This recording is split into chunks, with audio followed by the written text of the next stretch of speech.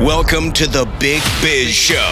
Taking care of business. You want fast-talking, hard-hitting discussions on business and finance? Maybe with a barroom slant and some really salty peanuts? We're not counting calories. We're counting cash. Before we get to the man with the financial plan, meet the money team. Costa, Mary, and Greg. Now Captain Finance himself, Sully. And a big old howdy to you, wherever you're watching, wherever you're listening.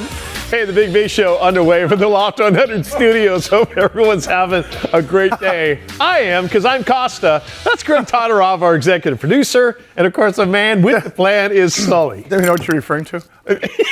Okay, the DTT, the absolute best in the business, is always here with us.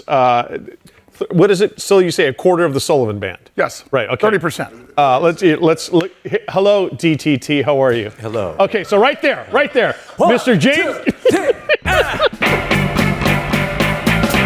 James East makes it a point to try to screw me up when we're doing the intros. And today, as I said a big old howdy to you, he just went, ha, just like that. Which is a referral from? Yeah. It's a country bar. Of course We're it is. sitting in a country bar. That's exactly right. Yeah. Hey, any thoughts about? Please, God, just Eagles just win.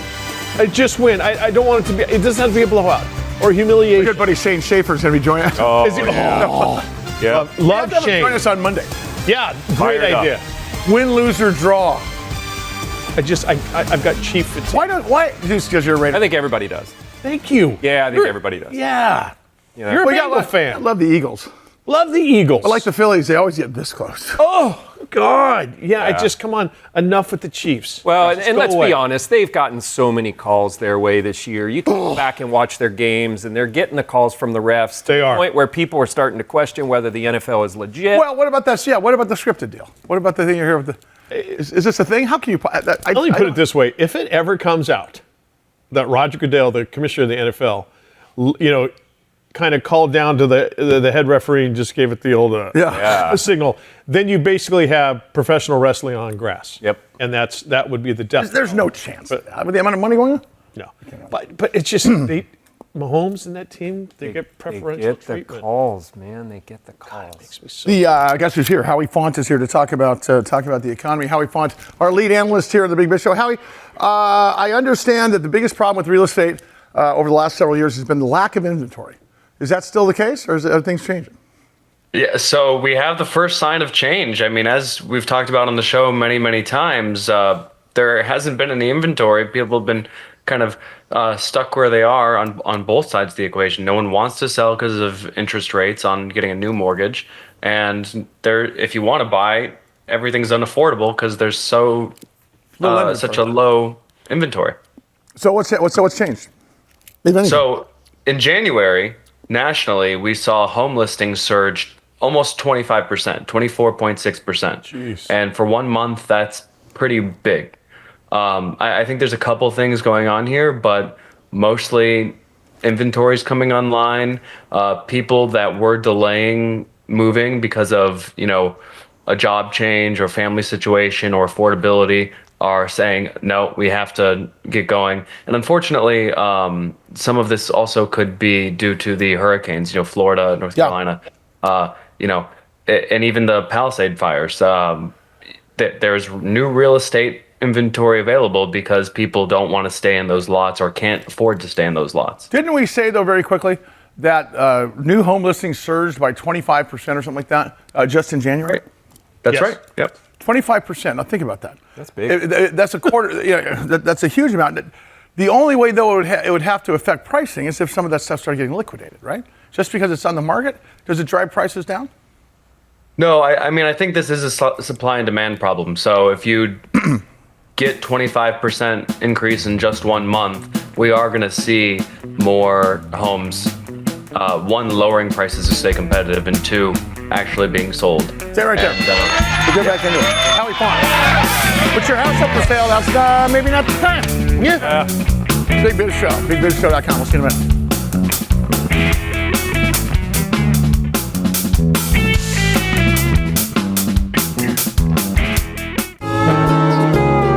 Loft 100 Studios, The Big Biz Show, and our affiliates and our hosts are not registered investment advisors or broker-dealers. Our show hosts make no commitment that the purchase of securities of companies profiled or otherwise mentioned in our programming are suitable or advisable for any person, or that an investment in such securities will be profitable in general. Given the nature of the company's profile and the lack of an active trading market for the securities, investing is highly speculative and carries a certain high degree of risk.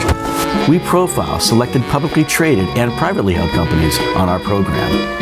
Most of these companies that we profile have provided compensation to Loft 100 Studios and its hosts for the profile coverage. From time to time, we sell shares of the companies profiled in the open market that we receive as compensation for coverage of client companies. But never sell stocks if we are speaking about interviewing or covering a public company who has paid compensation. Specific questions on compensation can be obtained by contacting producer at sullygroup.com. Listeners should verify all claims and do their own due diligence before investing in any securities mentioned on this program. Investing in securities is speculative and carries a high degree of risk. We encourage our investors to invest carefully and read the investor information available at the websites on the Securities and Exchange Commission at sec.gov and or the Financial Industry Regulatory Authority, FINRA, at www.finra.org. I like it. Hey, is that a rescue plane?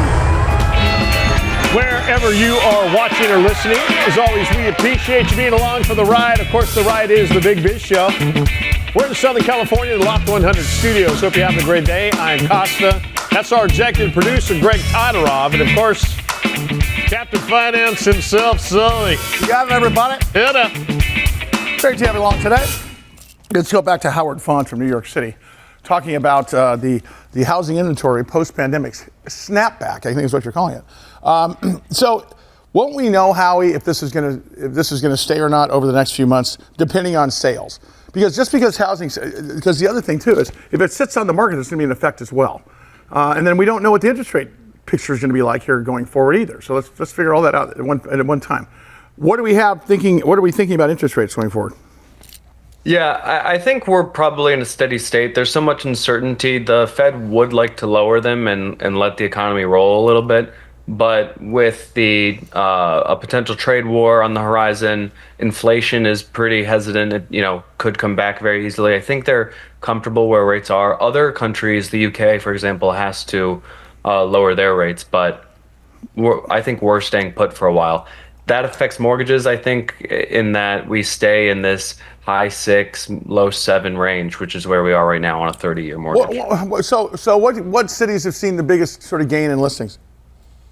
Yeah, so really interesting, actually. It's all pandemic population centers. So any that was popular a couple of years ago to move to, all of a sudden has a bunch of inventory available. So Denver has a 54% increase, Las Vegas 50% increase, Tucson, Arizona, San Diego, Miami, Jacksonville. And interestingly, all the way on the right, kind of to answer your question, we have the share of homes that are listed and the price has been reduced. So that kind of answers your question about the supply and demand. Does this really mean that homes are going to get more affordable? I mean, Denver, 20% down, Jacksonville, almost 25%, Tucson, Arizona, 18%. What I'm looking at there, what's more interesting, I think, for me is looking at the median listing price.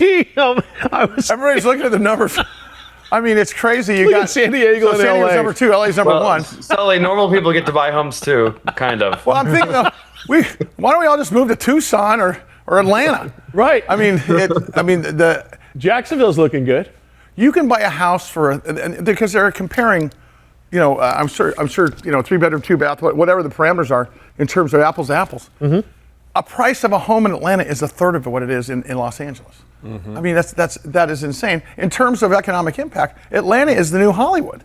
They're making more movies in Atlanta than they are in LA. Right. Yeah. I mean, and I know that's just one metric in terms of economic factors, but this is insane. So where does it all go? Is this a flash in the pan, or is this something that we're going to be? No, I think this is a continuing trend. So, like I was saying about the lock-in effect, I think that's over. For years and years, we had people bound to their homes and putting off decisions that they otherwise would like I said, moving for family reasons or because they have a new job, and they're saying no. It sucks that we're gonna have to go from a 2.5% mortgage to an 8% mortgage, but I got to get this new job. I got to move across the country. So things like that are happening that can't be delayed anymore. And listen, I mean, Sully, what were rates in the 80s? People still bought and sold homes. Well, under Carter, they were in the 10s. Yeah. Think about that. You had 10, 12% mortgage rates. But if you think in terms of what's happening now, 7% for a 30-year right now. It's in the 6s and 7s. It was in when we were advertising on radio, the three of us. I think that the advertiser would say, if your mortgage doesn't have a 2 in front of it, it's time to refinance. Yeah. I mean, there was a 2.99% interest rate. Were those the liar loans? No, this is past. Those were legitimate loans. Yeah, that was no. Those liar loans were much higher. That was 2005. Yeah, no, this right? is no. 2005, 2006, before the Great Recession. Pre-2009, yeah. Yeah. No, this is you're talking about into 2015, 2016. Oh, okay. And we'll see that again at some point. But man, I can't imagine being in the refinance market right now. I mean that was like selling solar systems back in the day. And they were you'd hear solar advertising on the radio and refinancing. And I don't know how the refinance guys are even in business anymore because it's just about getting a single family mortgage on a first at this point. And if you've got great credit and you got 30% down, you're looking at 6.5%. Now that just seems like. But again, that's where it was in 2005, 2006. Pre meltdown. Remember, mortgage rates were in the 7s and people were fine with it. Yeah, and this what about this is what I want to think about. Look at Pacific Palisades. Look at Maui. You've got half of cities gone. Mm-hmm. Yeah. Now it's going to take 4 or 5 years to rebuild. Easily. They got to live somewhere. Yep. This has got to affect the rental markets in ancillary areas. Oh, absolutely. It has to be affecting how much people are willing to pay for rent in places even 100 miles away. Friends of ours who have a rental second house in Solana Beach just rented it. And there was a bidding war that took place from these different people who were Pacific Palisades residents, obviously wanted to move out while this was going on, trying to rent this house. And it just kept on going up and up and up. And finally, the people who had the most money to spend, they're the new renters. Yep. It's insane. And it's just cost of housing. There's no equity. And what was it? 6,000. Remember, Jason was in. What was it last week? Yeah, Jason. About 6,000 structures were lost in Pacific Palisades. I know. 6,000. And now they're talking about rebuilding. Now low-income housing has to be part of the rebuilding plan because we're in California, and it's like you think those people who are altruistic are going to be like, yeah, I don't mind having low-income housing in Pacific Palisades. Right. Yeah, I mean, there is a comment to be made about how this changes politics. Yeah. Oh my God. The people that live without a doubt. Yeah. I mean, it's interesting. If we can think in terms of other cities, we're seeing some of these cities that are well known. What about the Opelika, Alabamas of the world? What about the Jackson, Tennessees of the world? Is this an effect that's covering the whole nation, or is this just highly populous areas? Yeah, I mean, I think you will see a popularity effect because a lot of this is people snapping back from their housing decisions of the pandemic. So, I think, there's just going to be a bigger effect in Austin, for example, than in Jacksonville, Tennessee, like you said. Yeah. Let's switch over to the market. So talk to us about all these alerts I'm getting from MarketWatch the last 2 weeks. It's been a volatile time on Wall Street. Talk about post-Trump bump. What are we looking at? Yeah, so the market has rallied huge, as we've talked about several times, on the back of the election and seeing all of the news. But we're starting to see cracks, if that makes sense. We spoke about DeepSeek and NVIDIA taking a step down last week. And this week we have earnings from companies like Google, Ford, all to the negative side. Google, one of the Mag 7, had a 10% drop on lackluster growth and more infrastructure spending. Ford also not performing, down 5%. Lots of companies are taking these hits. So there could be, a temporary plateau. But we've had quite a run, so there's nothing really to cough at. Howie, do you expect it to be a significant bump after the United States starts to develop Mar-a-Lago? with what's going I wish I had the Gulf of California. Wish I had some of the photos for you. I've seen some development plans for Trump International there. But I mean, when he makes a comment like that, yeah, we're going to take over Gaza. Development's going to be great. You know, it's Del Boca Vista in Florida. How much do the markets react to that, if they do? Well, there's so few details, and the possibility of it happening, unfortunately, is so scant. Unfortunately, in that there's still a lot of conflict. So there's a lot of fighting. Trump has said that the government's not going to pay for it. He's said the U.S. troops won't be on the ground there. So I don't see how much of a role we'll actually have. I think it. I wonder what the inventory of the homes is going to be there. I don't know what that report's going to look like. Yeah, let's talk about that next show, Start Howie. from negative inventory and go up. Okay. Big Biz Show, more to come. In over 170 countries, 175 countries in all the ships at sea. 175, 176. 285 million countries. And all the ships at sea on the American Forces Network. It is the Big Biz Show. As always, shout out to our brave men and women of the United States Armed Forces for what they do, what they've done for us. Costa, our executive producer is Greg Conrad, and of course, Sully. Wow. Do you know how many countries there are total? I should know this, right? 200. I'm going to say 232. Oh, not 231, not 233. What was the highest I don't bid? know. I don't know either. That's why I put you on the spot. I know. That's something you should know. I mean, excuse me. We should know. I'm not sure that's the case. We have a special guest today. His name is Peter Stark. Peter Stark is the president of Peter Barron Stark Companies. That sounds like so. Yeah, Peter, welcome. Sounds royal. How many Peter Barron Stark Industries. He's a shipping magnate. It's a front for espionage. I swear to God. It can't be. He's from SDSU. Okay. He's a San Diego State graduate. There's no spies from SDSU. Peter, welcome to the program. So, what exactly? You're a coach. You're a consultant coach.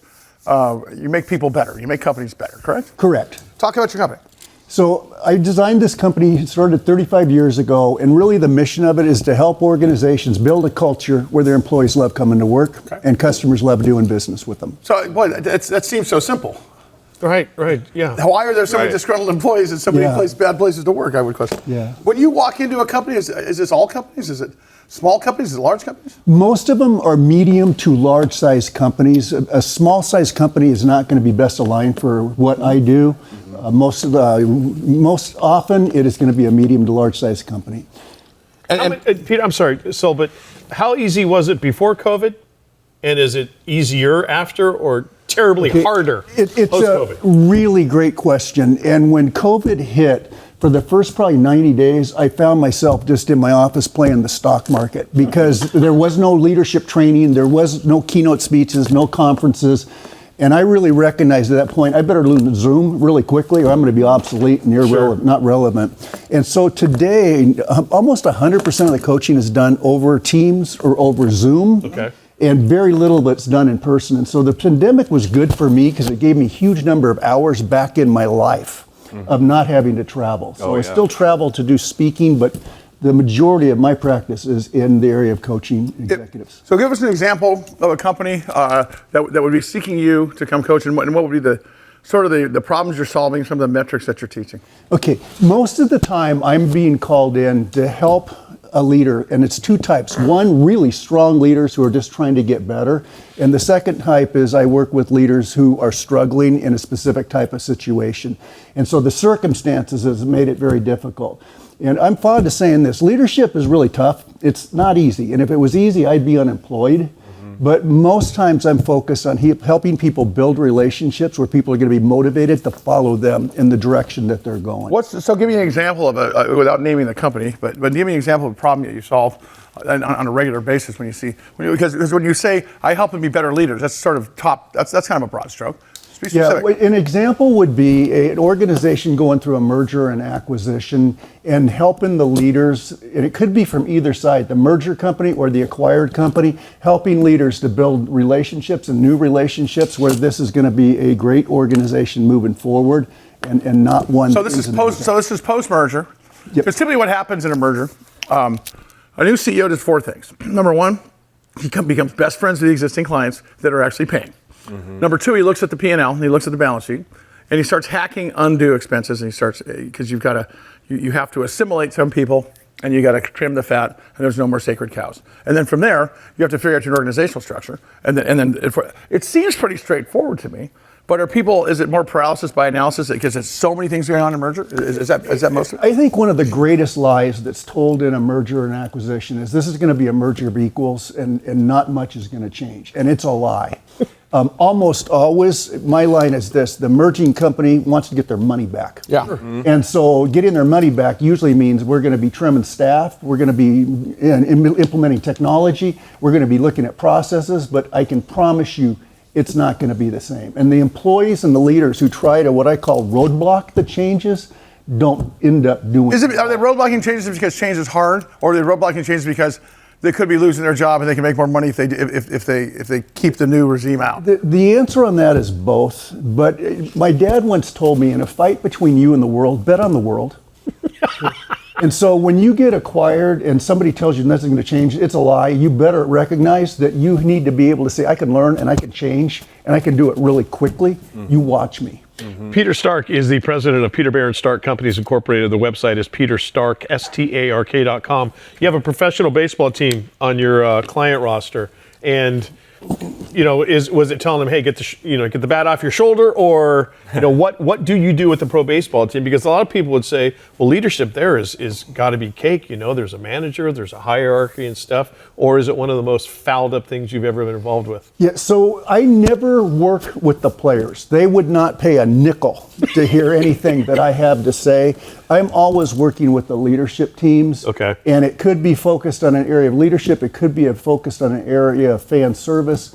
But I've worked with 9 different professional sports teams in my career, from the New England Patriots and the Boston Red Sox to the San Diego Padres, Denver Broncos, a lot of different types of organizations. The people issues are identical everywhere I go. I was going to say, yeah. What is the consistent problem that you see in these organizations? Is there always something that floats up at the top that you've seen before?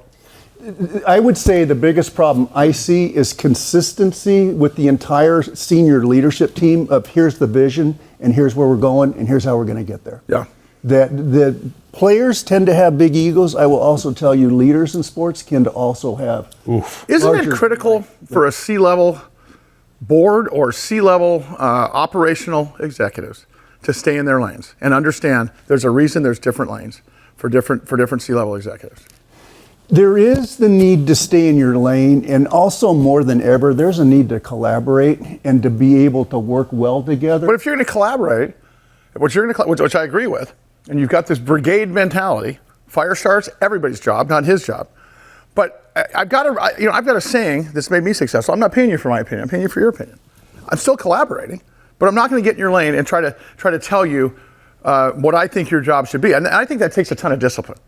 It does take discipline, and I may not be telling you how to do your job, but I may be telling you, for my part of the business, here's what I need from you in IT, or here's what I need from you in human resources.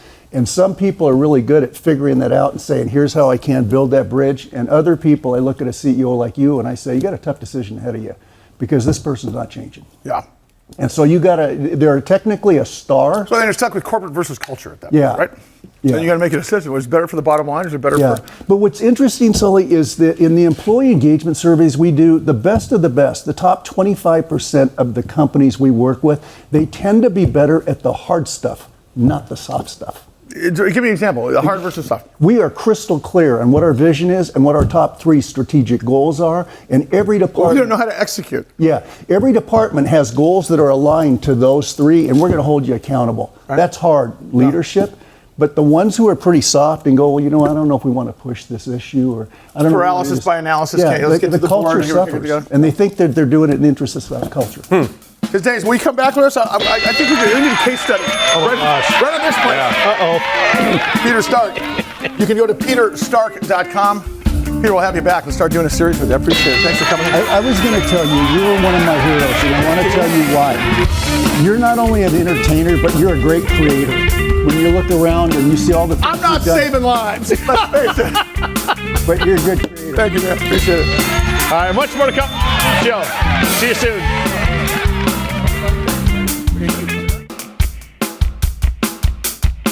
big fan of this.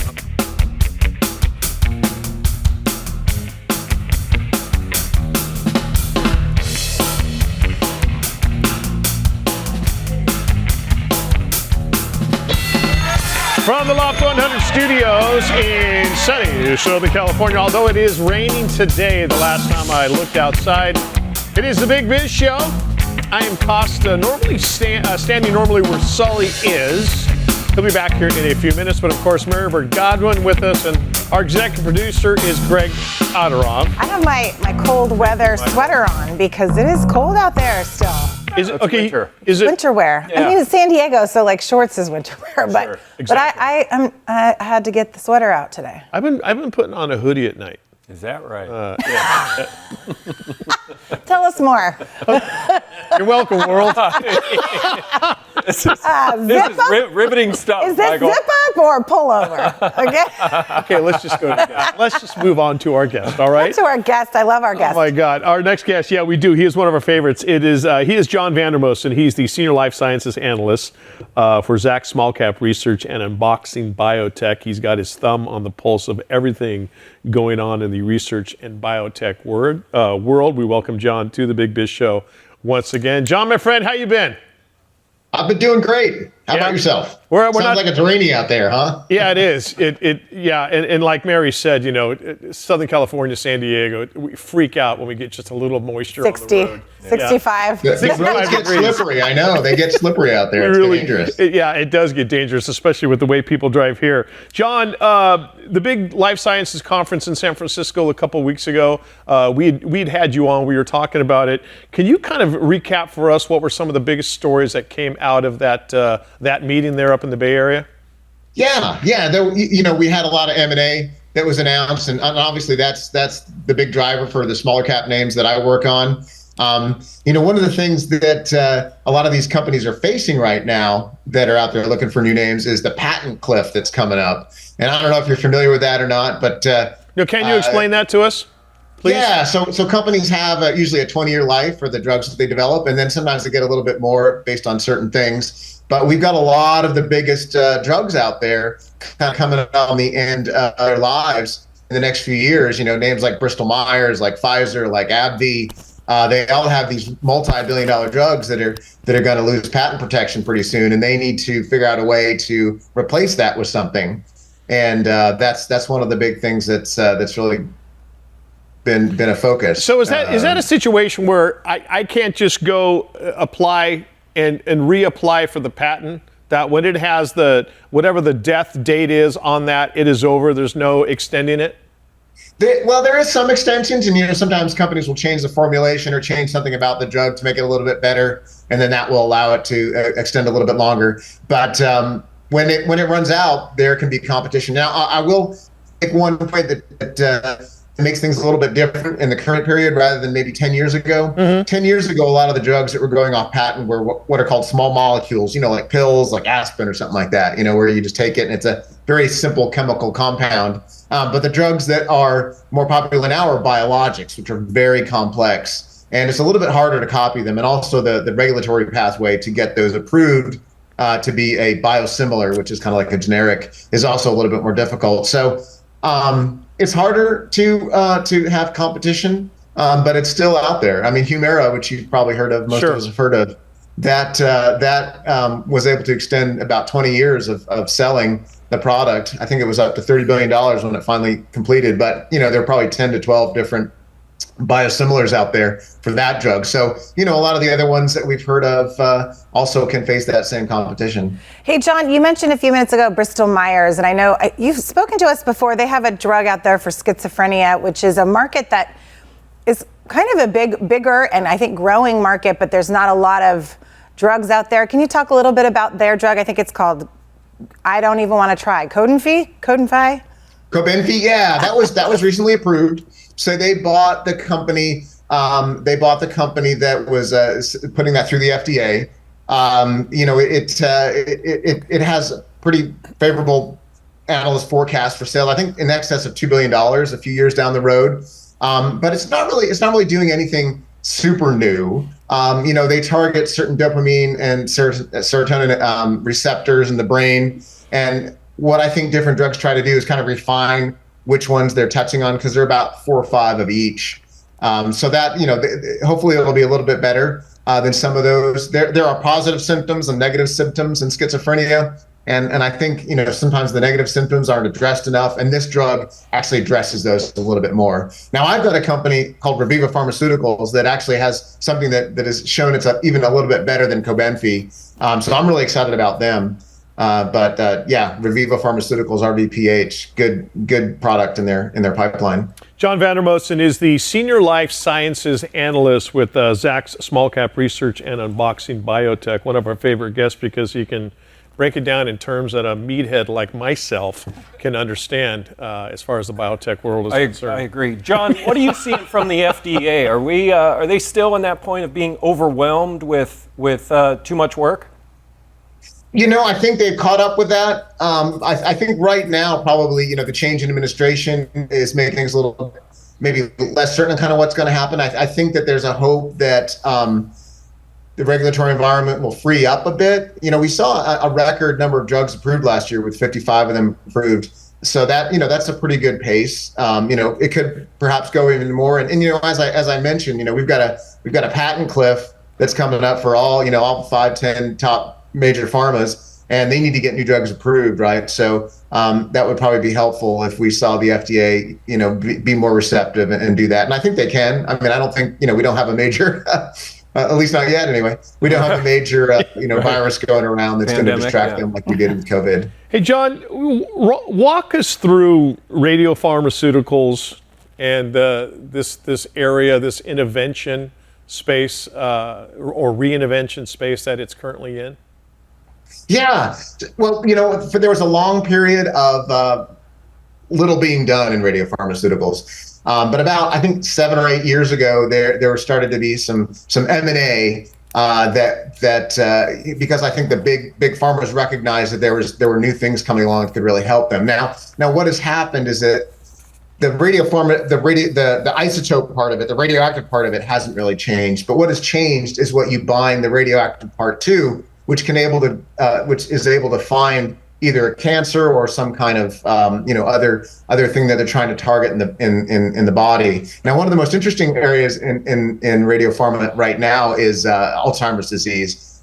We had 2 drugs approved there in the last few years, and patients that may want to go on the drug need to see if they have the amyloid beta in their brain. So it's really exciting, the improvement in specificity and precision that these new drugs are able to do, and they're able to bind very specifically to that amyloid beta in the brain and certain kinds of amyloid beta that are causing the problem. So it's really exciting what's going on there, and I think Alzheimer's is one of the areas that's most interesting. It had traditionally been just in cancer, sure, right? Either cancer treatment or cancer diagnosis, but it's expanded out into a lot more areas now. Hey, John, I want to segue into another hot topic, which is the GLP-1 space that seems to be growing daily. Okay, yeah. Is that real? I mean, there just seems to be new drugs coming out or starting to come out, and then also other items that they're helping. I know it started with diabetes, and then it became this weight loss magical thing. But then I'm hearing it's helping with sleep apnea and other things, and maybe that's just because people are losing weight. But can you tell us a little bit about what's going on there?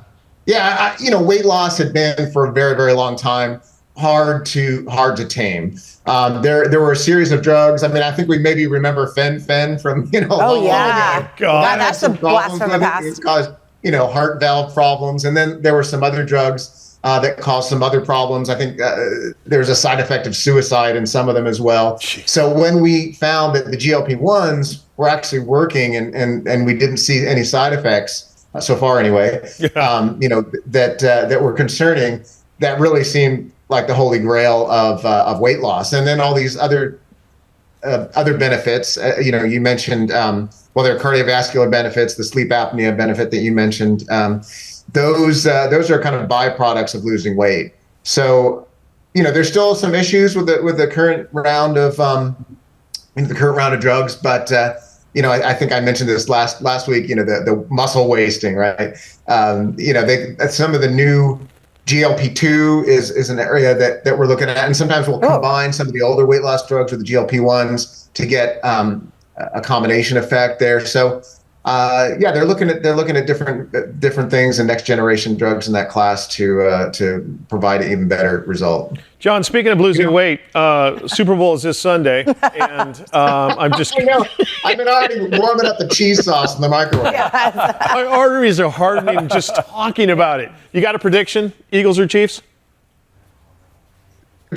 What for cheese? A prediction on the game, Eagles or Chiefs? He's still on the cheese topic. The Chiefs probably. I guess.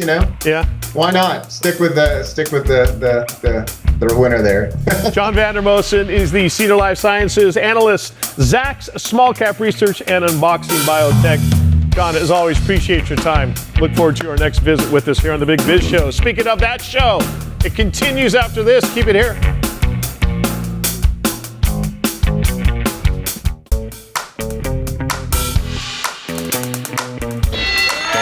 Wherever you're watching, wherever you're listening, we are live in Southern California inside the Loft 100 studios. Hope everyone's having a great day. As always, we appreciate you being with us here. I'm Costa. That's our executive producer, Greg Todorov, to my right. Of course, the man with the plan, Captain Adams himself, Sully. Great to have you along today. Christian Kanstrup, CEO, Evaxion, stock symbol EVAX. Boy, they had a lot of attention lately, and Christian joins us once again. Clinical stage tech bio company based upon AI-Immunology platform. What it really does, it speeds up the ability to do the science and such to where we have a better outcome medically. So I give you once again, Christian. Christian, how are you, sir? Good to see you. I am good, Sorry. Great to see you again. How are you doing? Good. Great to be back.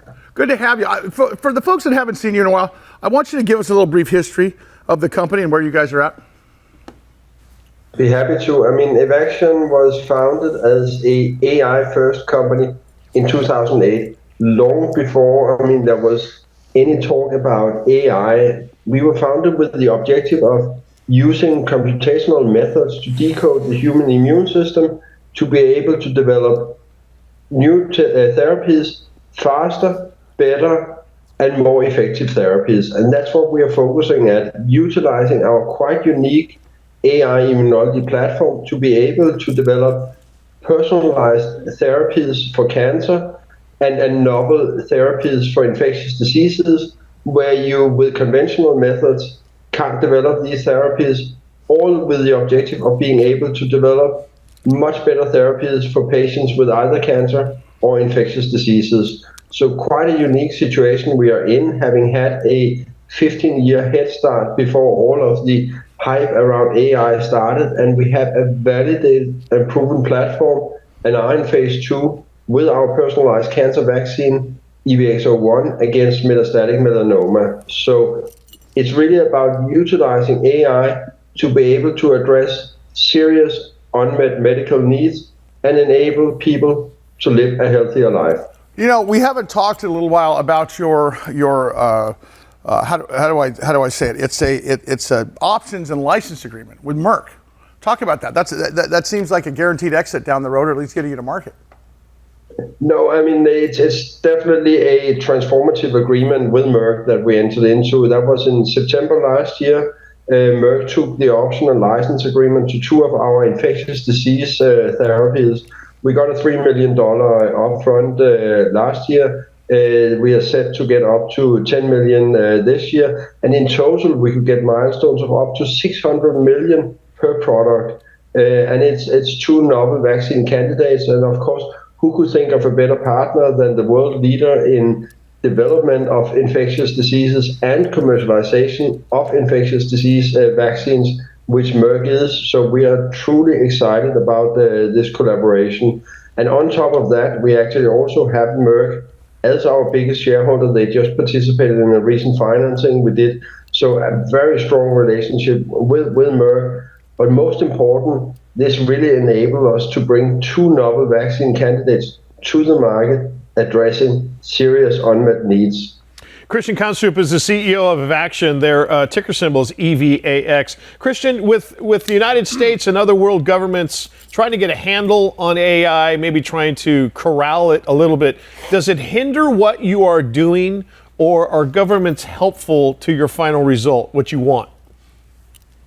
I would say the more investments you have going into AI, the better. I mean, we have the advantage of having had a significant head start. And I mean, if you look at the US recent events, you have the Stargate initiative with 500 billion US being deployed into AI infrastructure. You have Oracle and Larry from Oracle talking about wanting to develop personalized cancer vaccines in 48 hours. I think we are already there, but we can do it in 24 hours. So the more investment you get into AI and the infrastructure around it, the better for us. And that's where I'm very comfortable about the position we are in and the head start that we have had already today, being able to develop a personalized cancer vaccine in just 24 hours.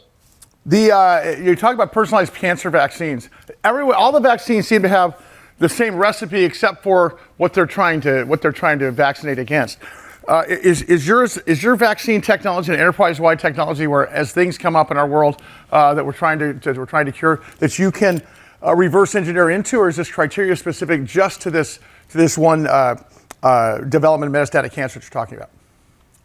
No, it's actually broadly applicable across multiple cancer therapies. That's the uniqueness about our AI-Immunology platform.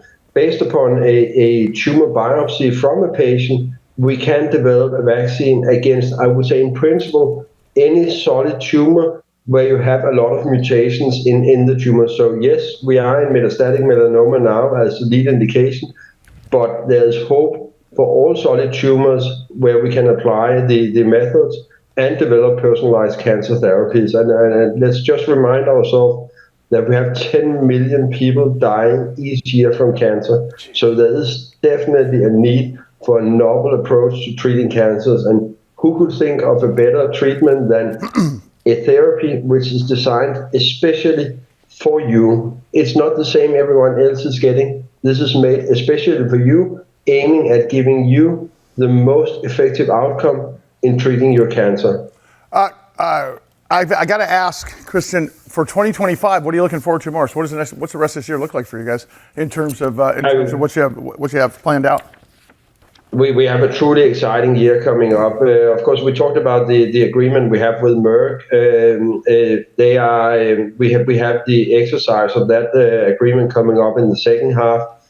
From a R&D point of view, we have actually 2-year readout on our EVX-01 phase 2 trial in the second half of the year as well.